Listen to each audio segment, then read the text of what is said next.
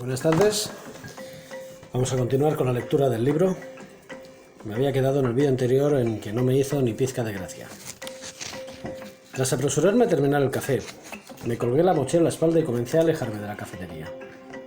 Al pasar por una de las mesas me fijé en que en ella había una familia de japoneses. La madre leyendo algo y el padre jugando con su hijo, el cual no tendría ni 5 años, de forma despreocupada. Ajenos por completo a la anécdota sucedida a 3 o 4 metros de ahí.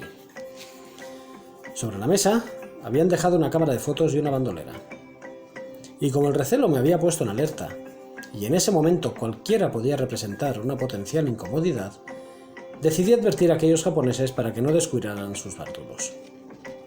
Tras la advertencia, me encaminé a la puerta de embarque. Fue entonces cuando volví a ver a aquel maldito hombre. Estaba a unos 15 metros de mí, escondido tras una columna. Me estaba mirando fijamente.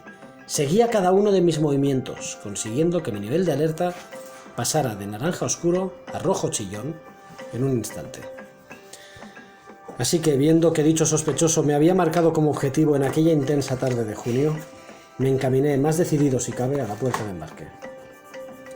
Al llegar, me encontré con cerca de 50 personas que estaban esperando a subir al avión. El mismo que me había traído hasta Ataturk, estaba siendo aseado por parte del personal de mantenimiento del aeropuerto y esperaba al final de la pasarela a que subiéramos las 50 personas que, pacientes, aguardábamos. Me senté en uno de los asientos que quedaban libres, cerca de la puerta. Puse la mochila entre mis piernas y saqué la libreta que utilizaba para tomar las notas de mi historia.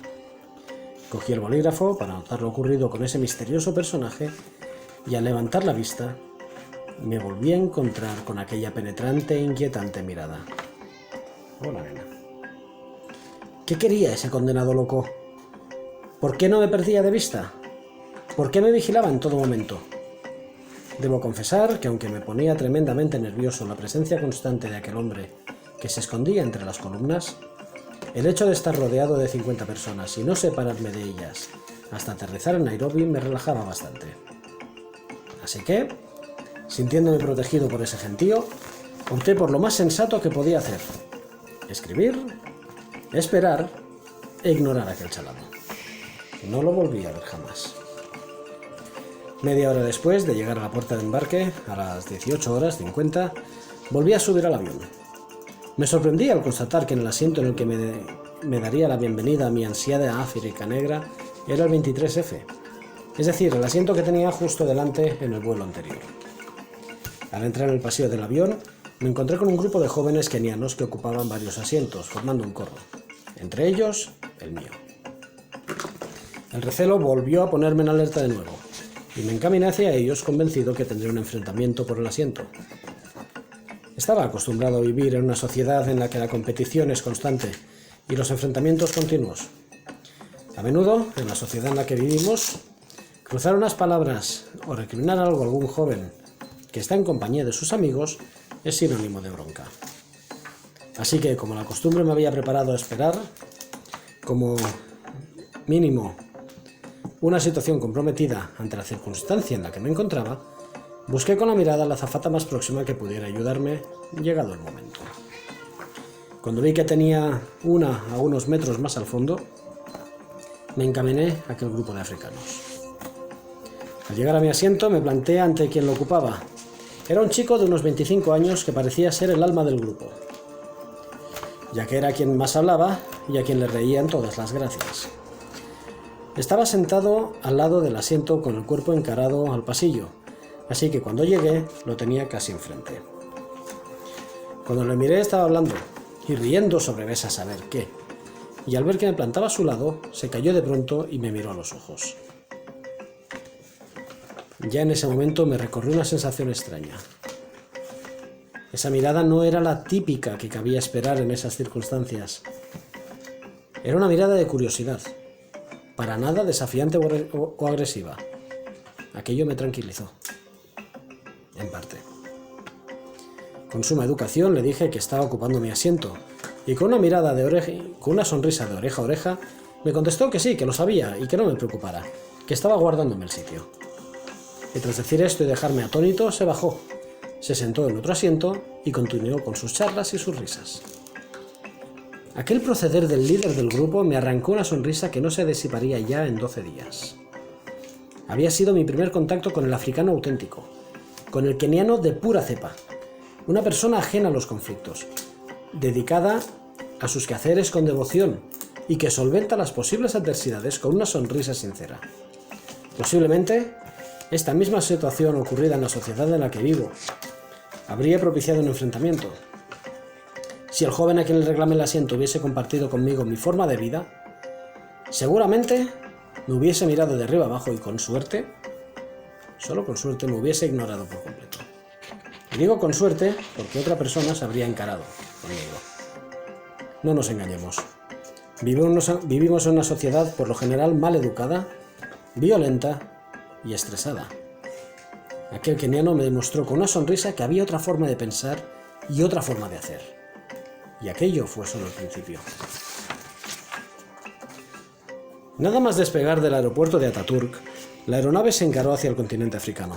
Elevándonos en dirección sur, dejamos atrás el suelo de Estambul y cruzamos la vertical de las orillas del norte del mar de Mármara.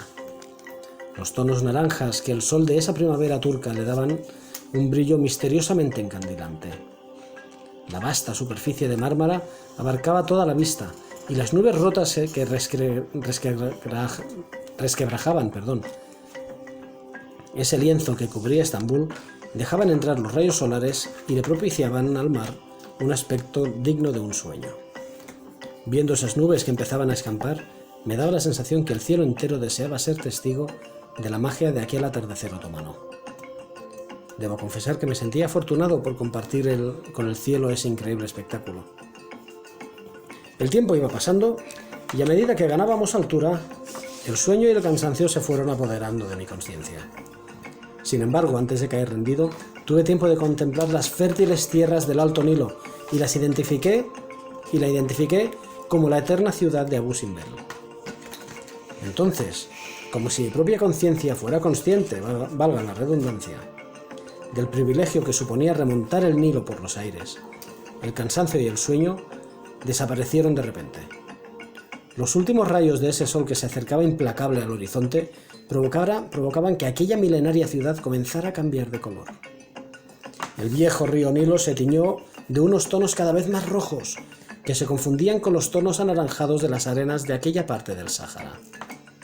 En el horizonte, esos tonos rojizos se mezclaron con los matices violáceos de las nubes egipcias.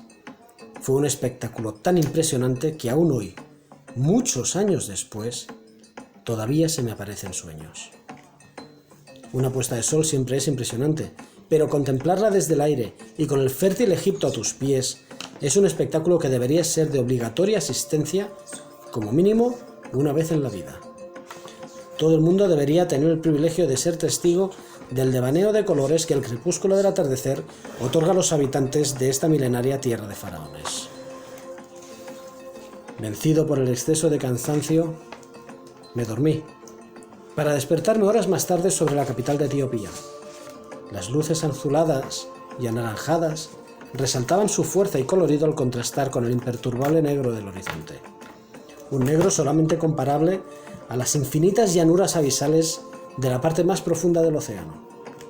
Unas tinieblas que unen tierra y aire, que son capaces de engullir cualquier inconsciente que ose inmiscuirse en sus misterios. Una vez más, al ser consciente de mi lejanía, no pude evitar pensar, ¿qué coño hago yo aquí? Además, mientras comenzaba a dejar atrás los cielos etíopes y el avión comenzaba a descender, el recuerdo de mis allegados no me abandonaba. Mis padres, mi hermano, mis sobrinos, amigos, colegas, pasaban por mi mente bombardeándome con aquellos destellos de melancolía. Entre todos, el recuerdo de mi primogénito se abría paso a patadas. ¿Qué coño hago yo aquí?